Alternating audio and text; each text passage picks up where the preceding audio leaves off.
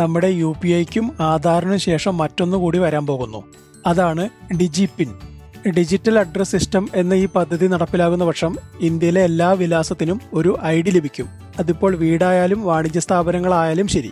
നിലവിൽ ഇന്ത്യയിലെ എല്ലാ വിലാസങ്ങൾക്കും ഒരു പിൻകോഡ് ഉണ്ടെന്ന് നമുക്ക് എല്ലാവർക്കും അറിയാവുന്ന കാര്യമാണ്. ഇങ്ങനെ ഇന്ത്യയിൽ ആകെ 19,101 പിൻകോഡുകളും ഏകദേശം 1,54,725 പോസ്റ്റ് ഓഫീസുകളുമാണുള്ളത്. 1972 ആരംഭിച്ച 6 അക്ക കോഡായ ഈ പിൻകോഡ് സംവിധാനത്തിൽ ഒരു പിൻകോഡിന് കീഴിലായി നിരവധി വീടുകളോ കടകളോ ഉണ്ടാകാം. എന്നാൽ വരാൻ പോകുന്ന ഡിജിപിൻ വിലാസം കണ്ടുപിടിക്കാനുള്ള ഒരു നമ്പർ മാത്രമല്ല, മറിച്ച് നമ്മുടെ ആധാർ പോലെ ഒരു ഐഡന്റിറ്റിയാണ്. ആധാർ നമ്പറിലൂടെ ഒരു വ്യക്തിയുടെ സകല രേഖകളും പരിശോധിക്കാമല്ലോ. അതിപ്പോൾ ബാങ്ക് ഇടപാടാണെങ്കിൽ പോലും. അതുപോലെ തന്നെയാണ് ഡിജിപിന്നും. ഒരു വിലാസത്തിന് ഒരു നമ്പർ എന്നതാണ് ഇതിന്റെ പ്രത്യേകത.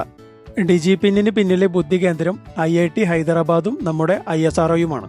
10 അക്ക ആൽഫ ന്യൂമറിക് നമ്പറായ ഇത് ആധാർ മാതൃകയിലാണ് പ്രവർത്തിക്കുന്നത്.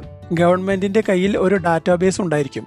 ഇതിൽ തിരഞ്ഞാൽ ആധാറിൽ വ്യക്തിവിവരങ്ങൾ തിരയുന്നത് പോലെ ഒരു പ്രത്യേക വിലാസം എവിടെയാണെന്നും അവിടെ എത്ര പേര് താമസിക്കുന്നുണ്ടെന്നും അവർ ആരൊക്കെയാണെന്നുമുള്ള എല്ലാ വിവരങ്ങളും ലഭിക്കും.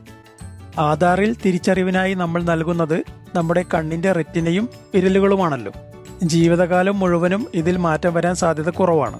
അതുപോലെ തന്നെയാണ് ഭൂമിയും വിലാസവും. ആളുകൾ മാറിയാലും ആ പ്രത്യേക സ്ഥലം മാറില്ലല്ലോ.